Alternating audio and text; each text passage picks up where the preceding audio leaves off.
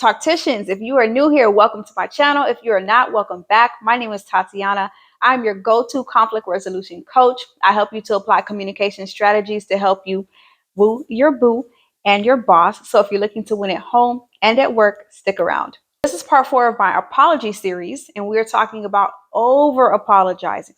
If you have watched the series already, you've probably heard me say this a few times. Apologies are an excellent tool for conflict resolution. It becomes problematic, though, when we apologize when there is no conflict.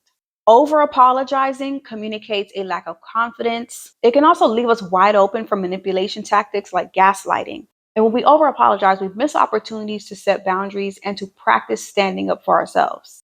So, where does this habit of over apologizing stem from? Some people are conflict avoidant. For some, it is a personality trait. For other people, it's just their conflict style. Either way it goes, being conflict avoidant is a way to kind of maintain peace and harmony in the relationships, especially when the other person is not doing that. It can also be because of cultural and social conditioning. Many of us are taught to apologize or be over apologetic in an effort to show that we are polite and that we care about other people. This is especially true with women and with girls. When we have low self-esteem and or if we're not well practiced in the art of standing up for ourselves. Here are a few examples of what over apologizing sounds like at work. Let's say that you're in a meeting and you have an idea that you'd like to share with the group. The person who over apologizes would say, I'm sorry, but if I can just say, or, I might be wrong, but leading with those kinds of statements immediately removes any level of legitimacy and power from what we're expressing. It makes it sound like you don't really know what you're talking about, like you're not super confident, and then people end up losing respect for you. Of course, that's not what you want, but that's what over apologizing does. Being over apologetic is really a way of being. It can happen in any relationship, but it is ever present in toxic and abusive relationships. So let's say that you have a partner who says something along the lines of, you're too much, like I'm tired of dealing with you. The people pleaser, the conflict avoidant, the person that over apologizes, their typical response to something like that will probably sound like this. Um, I'm sorry. Maybe I am putting too much pressure on you. In both situations, the person didn't take up space. They damn near apologize for existing.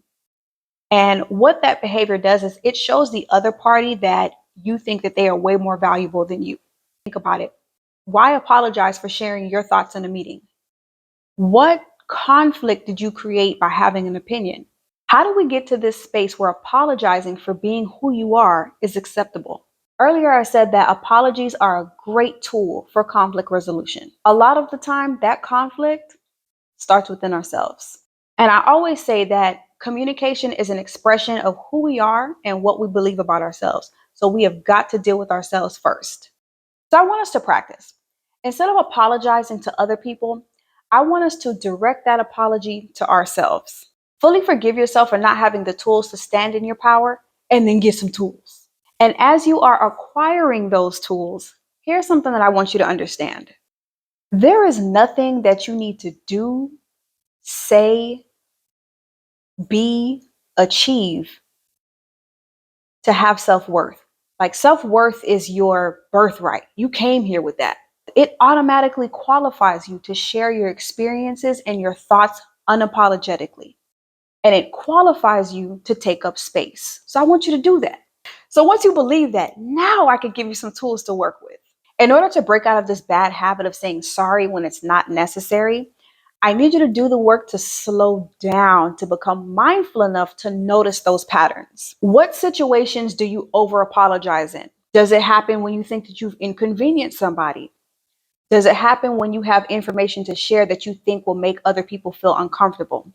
What is that for you?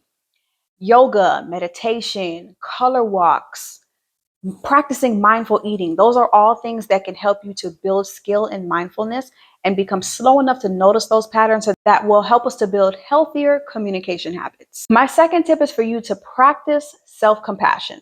You picked up this habit of over apologizing from your upbringing, from the way that you were socialized, and you did it for good reason. Okay? You needed to survive. You needed to be emotionally safe. You needed to maintain relationships because you're a human being, okay? But now you're moving into a space where you're ready for the next string of amazing opportunities that require you to be authentic and to stand in your power and to say what you really feel and what you mean. You'll need to forgive yourself. You'll need to be compassionate towards yourself in order to accept all of the good things coming towards you. I also want you to get in the habit of expressing gratitude. Let's say that you were talking for a while. Instead of saying, "Oh, sorry for being so long winded," you're going to say, "I appreciate you taking the time for hearing me out." Much more confident, right? Instead of saying, "I'm sorry for any inconvenience that this may have caused," you're going to say, "I appreciate your flexibility with this change." These phrases show more confidence and more self value to the person that you're speaking to. I want us to be more balanced in our approach to communication, both at home and at work. So make sure that you are reserving those apologies for moments when they're truly necessary. That's all I got for you today, folks. I pray that this information helps you to shift your mindset. It helps you to stand firm in your power as you find your voice. If you like this content, feel free to like, comment, share, subscribe, do all of the things. I cannot wait to hear from you. Until next time.